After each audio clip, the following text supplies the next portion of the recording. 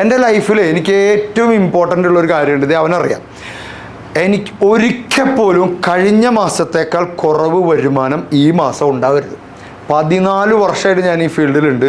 ഒരിക്കൽ പോലും കഴിഞ്ഞ മാസത്തേക്കാൾ കുറഞ്ഞിട്ടില്ല. എനിക്ക് ഈ മാസം കുറഞ്ഞിട്ടില്ല ഞാനത് സമ്മതിക്കില്ല. അതെൻ്റെ വാശിയാണ്. മനസ്സിലായി ഞാൻ പറയുന്നത്? ജനുവരിയിലേക്കാൾ കൂടുതലായിരിക്കണം ഫെബ്രുവരി. അത് 14 കൊല്ലമായിട്ട് കൂടിക്കൊണ്ടിരിക്കുന്നുണ്ട്. ഞാൻ കുറയാൻ സമ്മതിച്ചിട്ടില്ല.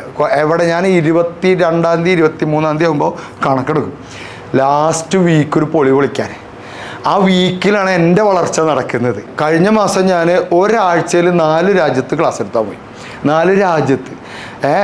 Mumbai to Qatar, Qatar to Dubai, Dubai to Saudi. 3 രാജ്യത്ത്. മുംബൈ ഒരു രാജ്യമായി വേണമെങ്കിൽ കൂട്ടിക്കോ. അല്ല, തള്ളിൻ്റെ കൂടെ ഇടയ്ക്കും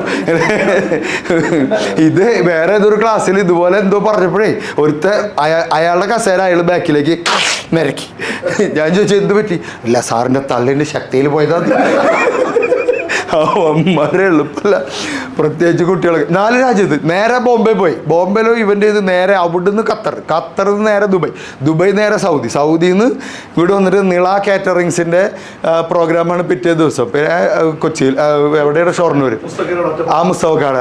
അടിപൊളി ടീമാണ് അവർ. അയ്യോ എന്തൊരു കിടലും മനുഷ്യനയാൾ ആ മുസ്തഫക്കാട്. അപ്പോൾ ഞാൻ സൗദിയിൽ നിന്ന് അങ്ങോട്ട് പോണതിൻ്റെ ഇടയിൽ, എയർപോർട്ടിൽ ഇറങ്ങിയിട്ട് പോണതിൻ്റെ ഇടയിൽ ഞാൻ വീട്ടിലേക്ക് വന്നിട്ട് ഇങ്ങനെ നോക്കി. ഒരാഴ്ചയിൽ പോയിട്ട് അല്ല കുടുംബം എങ്ങനെ നന്നാക്കാമെന്ന് ക്ലാസ് എടുത്ത് വരുമ്പോൾ കുടുംബം അവിടെ ഉണ്ടാവില്ല. അവസാനത്തെ വീക്കിൽ ആ സ്ട്രെച്ച് ഉണ്ടല്ലോ, അതിലാണ് നമ്മൾ വളരുന്നത്.